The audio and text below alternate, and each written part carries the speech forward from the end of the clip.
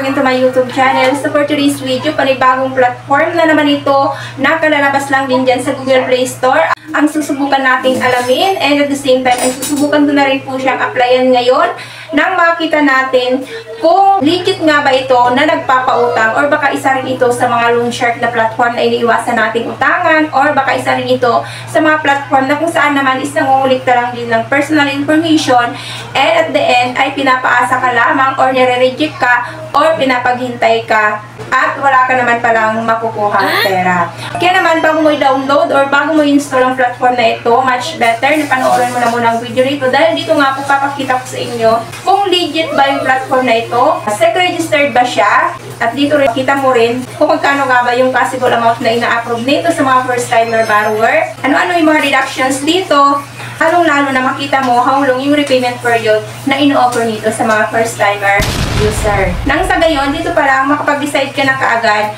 kung makakatulong ba naman ito sa iyo financially or hindi. So bago yan, kung bago ka lang po dito sa aking YouTube channel, please consider to subscribe na muna and click mo na rin po ang bell button dyan para naman lagi kang notified sa mga incoming videos na ina-upload ko dito sa aking channel.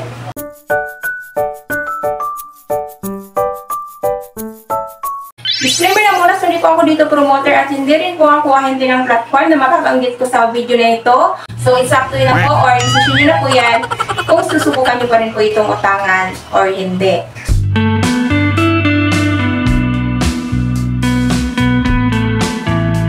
So, ang tinutukoy ko nga po ng platforms ay si OPESO VIP, Quick Approval Fund. So, under po siya ni Huaxin Lending Incorporated. So, upon checking po sa kanila pong platform, sa list of recorded online lending platforms ng SEC. So, ayan, so hindi ko po ito nakikita doon si Huaxin Lending Incorporated kung registered ba siya. Pero, kung mapapansin nyo, meron po itong logo si OPESO ng SEC. So, ito po ay kulay red. So, ang logo po ng SEC is kulay green. So, ang ginamit nila dito is kulay red. So, fake po yung logo na gamit dito ni OPESO. So, para lang masabi na SEC registered sila. Pero, nakita ko ito si Huaxin Lending Incorporated. So, nasa list po siya ng Anti-Money Laundering Council. Nasa list of EMLC registered SEC supervised entities as of March 27, 2024. So, proceed na tayo. Ito nga po, na-rate na po siya ng 3.0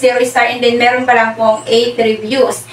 So, product information nila, so nagpapautang daw po ito from 2,000 up to 20,000. So, duration niya is 91 days up to 180 days. Interest niya, minimum of 3.5% and maximum of 24% per year. So, requirements nga lang daw po nito is over 20 years old and above.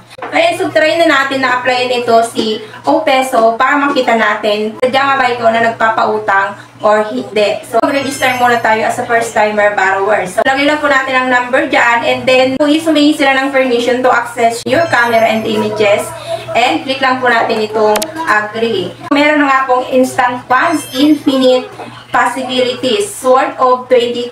Click lang natin itong get instant approval. Tingnan ka na po kagad ng basic information. So, personal information po yan, including yung full name po ninyo, birth date, gender, educational background, and your permanent and current address. Next po is emergency contact. So, dito nga po, 4 po na contact person ang hinihingi po dito ni OPESO. And next po yan dyan is mag-upload na po kayo dito ng one government valid ID. So, highly recommended niya dito is national ID, SSS, passport, postal ID, unit ID, voter's ID, and driver's license. So, yung secondary ID is GSIS, PIN number, PRC, and PhilHealth.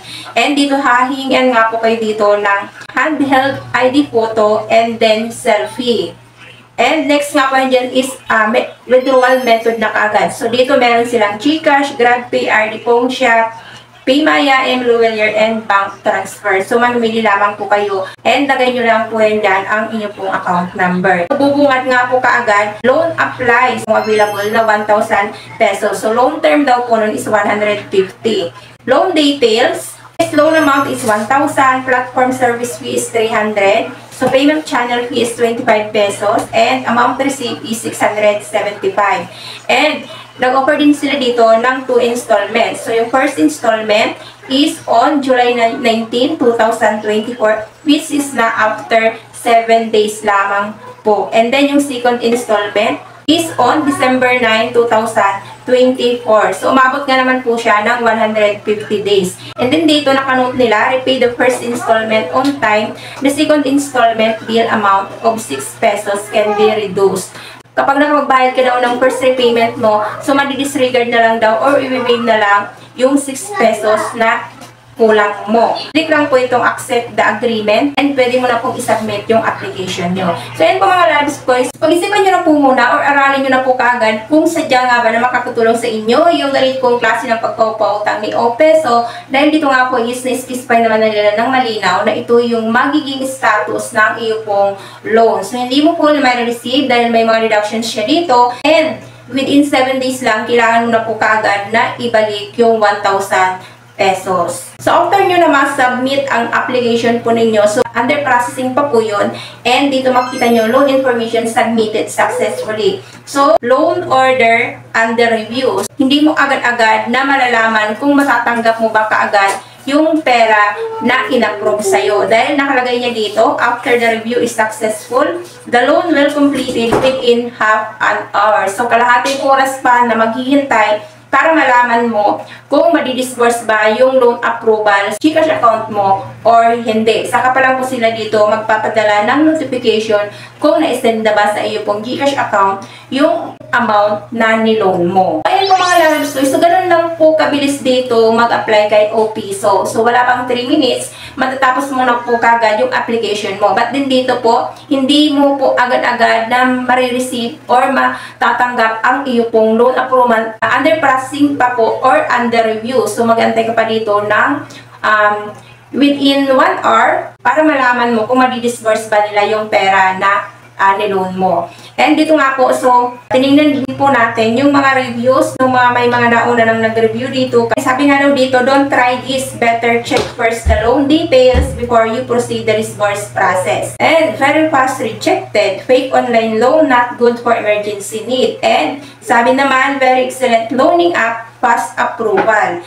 And sabi naman, don't download, it's scam. So, yan po mga lalabs ko. So, it's up to you na po or kayo na po mismo mag-decide kung maglo-loan pa rin po ba kayo dito kay OPESO. So, ayan po sa akin po is, nandun pa rin po siya sa under review. So, ayan na po muna mga lalabs ko. So, sana nakatulong kung yung review natin dito at yung pag-apply ko dito kay OPESO. So, kayo na po mag-decide kung susubukan niyo pa rin po ba itong utangan or hindi. So, thank you for tuning in for now mga lalabs ko. Hanggang sa muli. God bless po. Bye-bye.